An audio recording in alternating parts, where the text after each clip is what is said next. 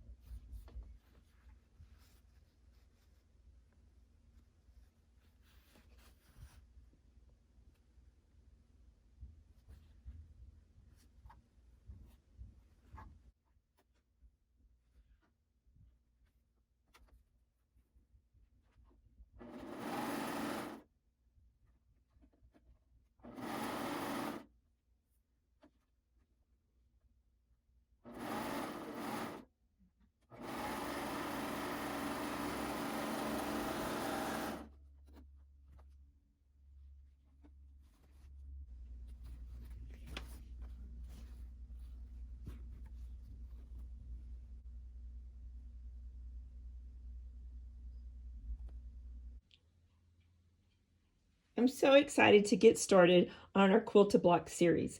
And we have a few decisions that we want to make before we go over to our machines. The first thing we want to talk about is what frame size you want to choose to quilt your first block. or all of the blocks in the series.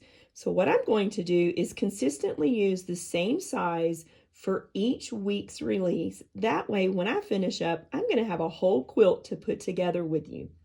You have 3 different size choices, and those sizes are determined by choosing the design for the hoop size that I've designed for each block. You're going to have 3 choices to choose from. You can either use a design that's going to fit in an 8 by 8 inch embroidery frame, or a 9.5 by 9.5 inch embroidery frame, or a 10 5/8 by 10 5/8 inch embroidery frame. I've chosen to use my 9.5 by 9.5 inch frame throughout this series. And then the next thing that you're going to want to do is just hoop 1 layer of no-show mesh stabilizer. I like to use this in my quilt along projects because it's thin and it's soft and pliable. It's going to stay in our project. That's the stabilizer that I like to use. If you have one that's your preference, by all means, you choose whichever one makes you the happiest or the one that you like to use. Next, let's talk about a few more supplies that you're going to want to gather together. You'll notice that I've already pieced my 4-patch quilt block. I have my 1 layer of batting for this block, and I have my 1 layer of backing for this block. I've chosen a thread that's going to coordinate with the fabrics that I've picked. And you're also going to want to wind a bobbin in the same thread that you've chosen for your needle. That way it looks just as pretty on the back as it does on the front. As we continue through our Quilt-A-Block series, each week I'm going to make available a new quilting motif. Now this tutorial, which is going to be our first one, it'll be the tutorial that you might want to bounce back to, look at it again, just for the step-by-step tutorial of how it's going to be quilted. So as I release new designs each week until we finish up this series, those newer tutorials, you're just going to see me quilting along pretty quickly. But again, this is going to be the tutorial that you might want to come back to and watch again if you need a little refresher course. All right, now that we've talked about all those things, we've made a few decisions, we've gathered our supplies, let's go ahead and get started quilting our first quilt block in this series. Before we get started stitching, go ahead and thread your needle with the color of thread that's going to coordinate with your block, and also your bobbin that's going to coordinate with your block. All right, so now it's time to go to our machine and find our embroidery design. Just to let you know, I have a wired mouse that's attached to my machine. So if you'll notice on the screen, there's a little arrow, and you'll see that little arrow moving around. And that's where you want to follow your eyes. Just follow along with the arrow as I talk you through the process. We're going to go into the embroidery section of my machine. You find your embroidery section on your machine and go in and find your embroidery design if your machine is a little different than mine. I'm going to go down here into my memory pocket. And I have a flash drive attached to my machine on the right hand side over here on the outer edge of the machine. So I'm going to look up here at my tabs, and I'm going to find the icon that looks like a flash drive. I know this is where I have my flash drive attached, so I'm going to touch that. It's going to bring me to where it shows everything on my flash drive. And I've placed my designs here in the folder that says Quilt-A-Block with Lori. I'm going to touch that. And once again, I mentioned that I'm going to use my 9.5 by 9.5 inch embroidery frame. So I want to find the design that's designated for that size hoop. I'm going to just touch this little bubble with the arrow up. That's going to allow you to see more of a full screen of what's in that flash drive. And right here, you're going to see where it says Design 1, 9.5 by 9.5 hoop. So that's going to be the design that I'm going to choose for today's embroidery quilting motif. I zoomed in so you can see it a little closer. We're going to click on that design. On my machine, sometimes when I bring a design in right off the bat, I might get this message, but it's okay. I'm just going to follow through. I'm going to touch OK in that lower right-hand corner. And now I'm going to touch Set.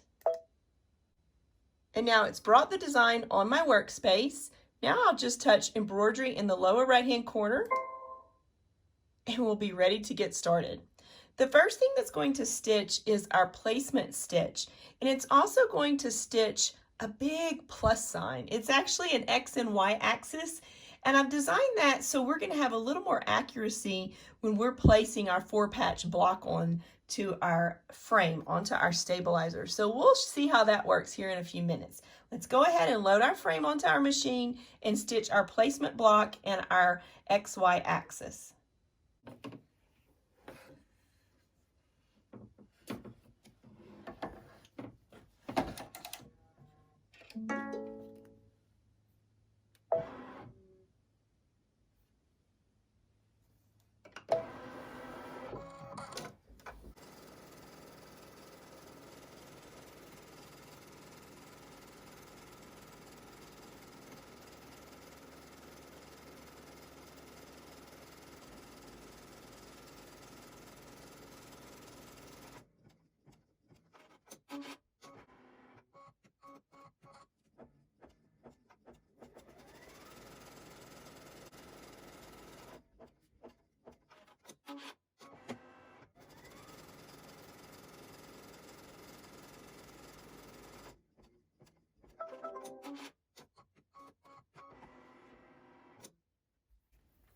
So now you can see that we've stitched our XY axis and our placement square. We're going to go back over to our cutting area and arrange our backing fabric onto the back of our frame. So let me remove the frame and head over to our little workspace. Now that we've stitched our placement stitch, we're going to take our frame and we're going to flip it upside down.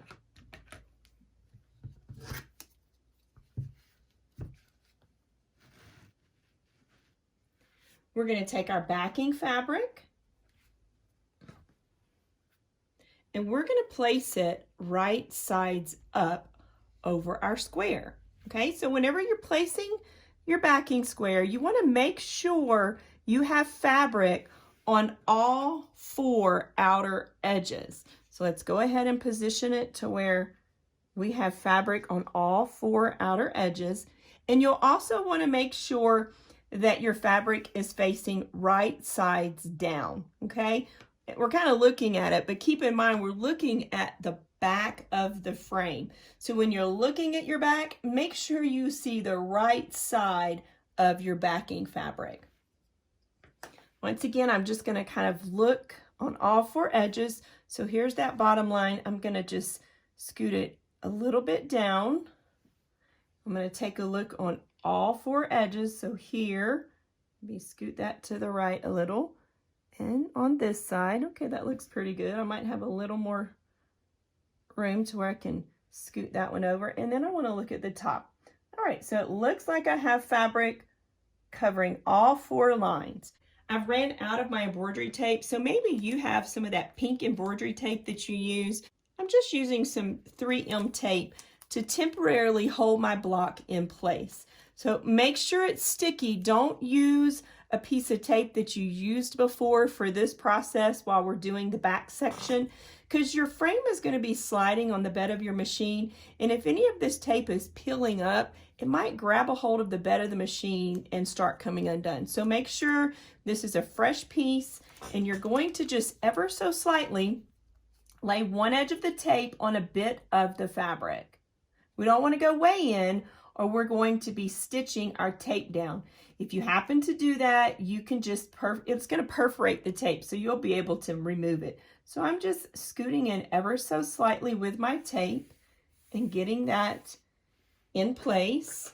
Just grab one of your favorite nifty notions and give it just kind of a very gentle rub. That way the tape's going to start adhering to the stabilizer. Once again, we're going to do that to all 4 sides.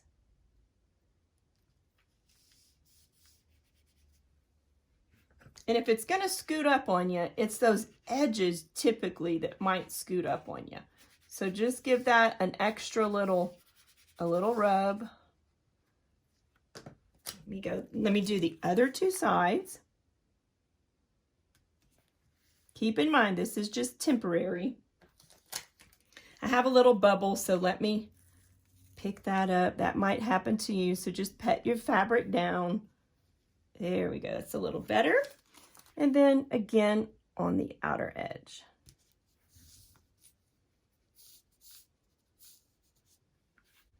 Now that we have it taped in place, we're going to flip it back to where the right side of the frame is facing up, and we're going to go ahead and push down this tape even more from the front side of the frame.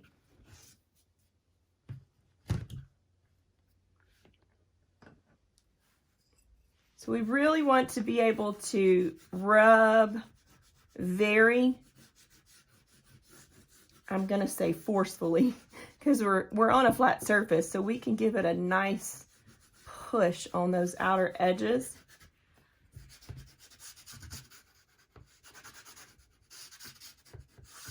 Now, if you happen to be doing one of the smaller sizes and your tape is a little too wide, then you can take the tape that you have and you could cut the tape in half before you apply it to the back side.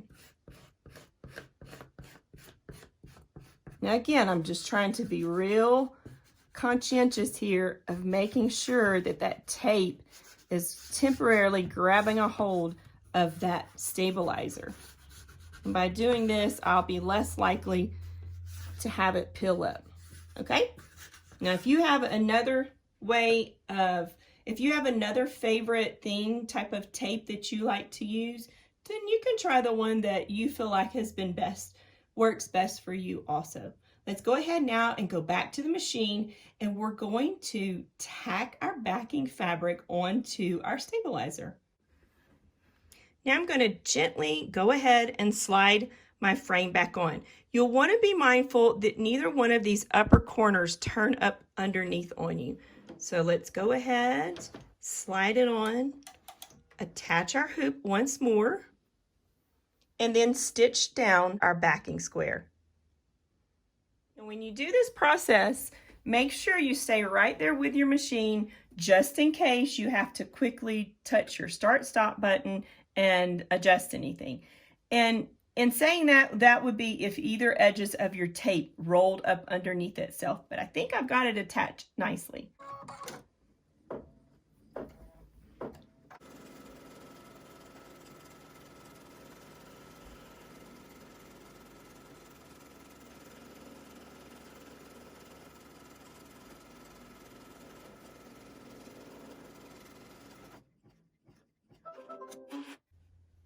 Next, we're going to take, once again, and flip our frame upside down. We don't need to leave that tape onto the backing any longer. Now I'm going to remove the tape. Now, just in case you catch your tape in your stitching, I'm going to show you how easily the tape comes off. It's really not that hard. So I've not caught it up here, but I did catch it over here on the side. Once you quilt a few of these, you're going to be a pro at this. All right, so you'll notice that the tape, it just kind of perforates away. So you'll be able to pull that off. If you have any little pieces caught into your seam, you can use some of your little tweezers and then just pull that extra tape out of there. I've also caught it here a little bit at the bottom.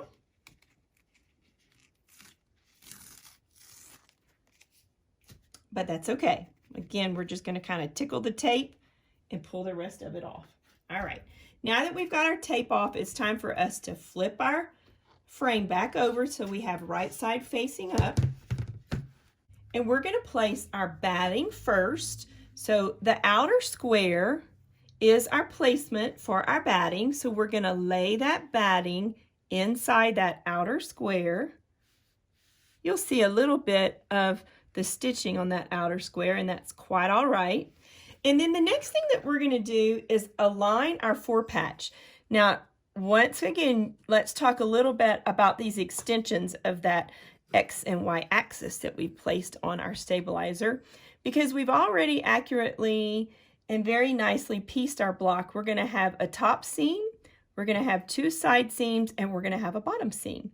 So we're going to place our four patch block on top of our batting, right side up, and we'll align the top and bottom and the two side seams along with these extension markers, those placement stitches for our four patch. So you do whichever one first makes more sense to you.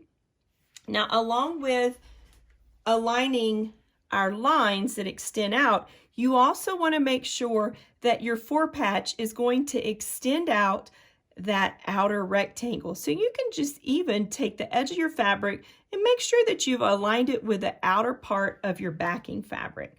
So I'm going to go ahead and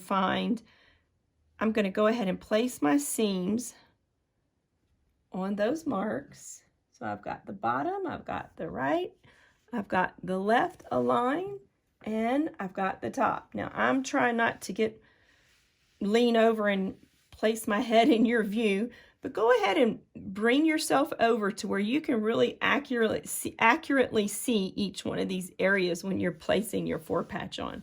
Okay, I think I've got that in place, nice and neat. And once again, we're going to grab some tape and we're going to place down all 4 sides. Again, I'm just catching a wee little bit of the fabric.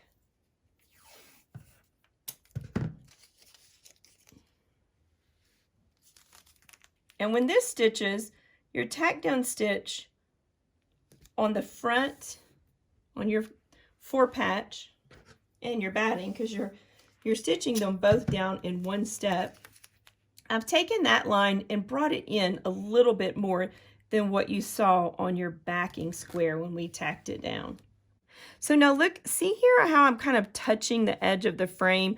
This is where I mentioned that at this point you could come in, if whatever you're using is a little bit wide, you could come in here and just trim that down ever so slightly.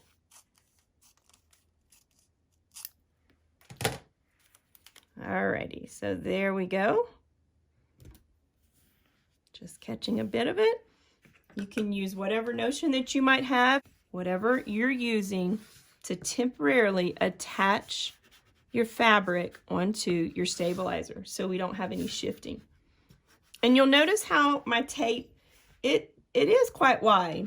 I didn't use just a wee little bit of tape. I wanted to use a wider piece. That way I'm going to get more of an option to where it's not going to shift so easily.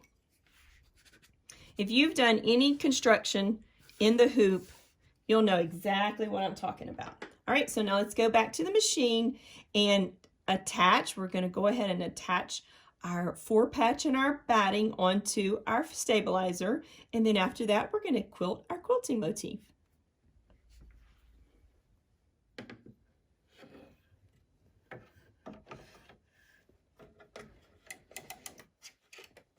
Now here you have an option to where if you want to do the tack down stitch in a color of thread that's going to match the block, so later on when we start stitching it together and with our stitch together process, just to be kind of safe or give us a little wiggle room, if our thread is matching our fabric, it'll just kind of help us out, give us a little forgiveness in the end. So I'm going to go ahead and switch over to a color of blue thread that matches my fabric just for the tack down stitch. Now if you decided to change your needle thread, it would be good for you to also have a bobbin in that same color and change your bobbin thread also. It's not really necessary for you to do this because once we assemble them together, when we finish our series, we're not going to see this stitch line, but someone may want to do that, and I just thought I would give y'all that option and kind of show you that step if you would like to. Now as we stitch, we're going to be very mindful of where our needle is going, and if we needed to push our start stop button real quickly, we could.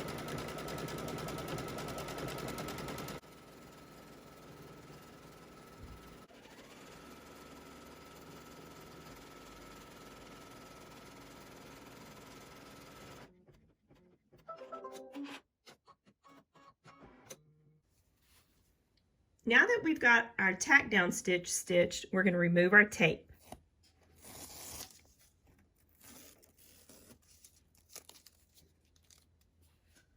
I once again caught my tape a little bit. We know how to fix that. Again, it just perforates away nicely. And we'll just tickle the tape on the opposite side. If you need to get out your little tweezers, you can do that, and that'll help you kind of be able to a little easier pull that tape out of that seam if you do catch your seam. I like to show y'all my faux pas because you might do it too. All right, so here we go. We'll remove this one. And remember, I put a different color thread in my needle, so I'm going to go ahead and re-thread my machine back with my brown thread that I want to be my accent color.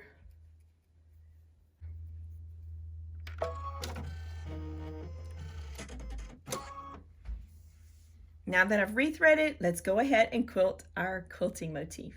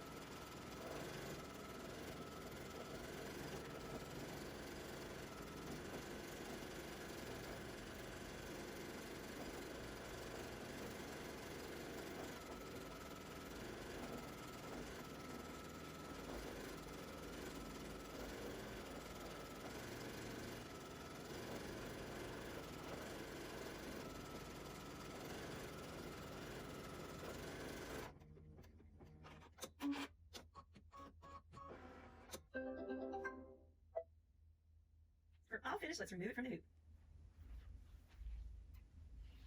Oh, I just love it. I don't know what you think. I want to know what you think. So definitely in the group, once you stitch your block, go ahead and post a picture. I'll leave a link to our group in the bottom of the description so you can head over to our Facebook group and join us. Oh, I just really like the way it looks. Let's go ahead and remove it from the hoop. And we're going to trim.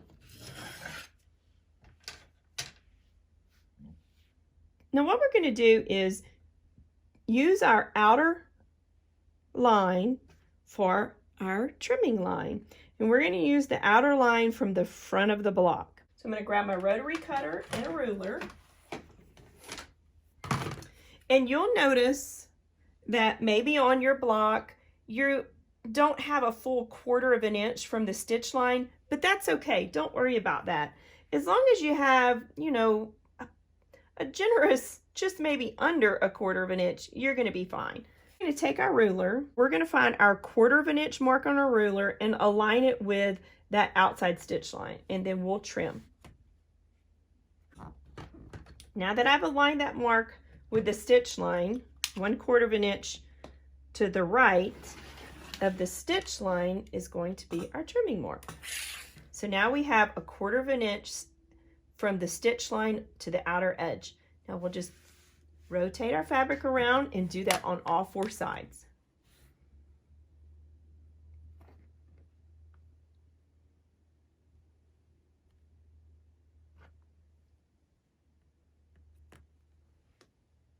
And to keep it nice and straight, you can align one line along the stitch line on this side and one line along the side that you're cutting. And that's going to give you some extra accuracy.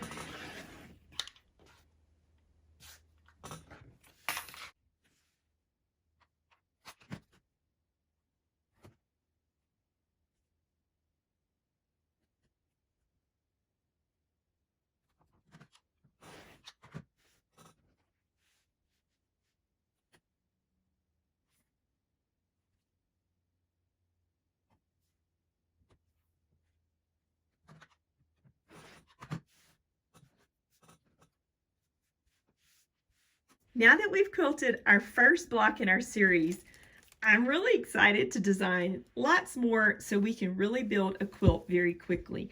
Now keep in mind, if you want to do a quilt with this quilting motif, you can do tons of blocks and just use this one quilting motif, but I'm going to have more coming your way. You'll notice that I pieced my blocks together on my serger.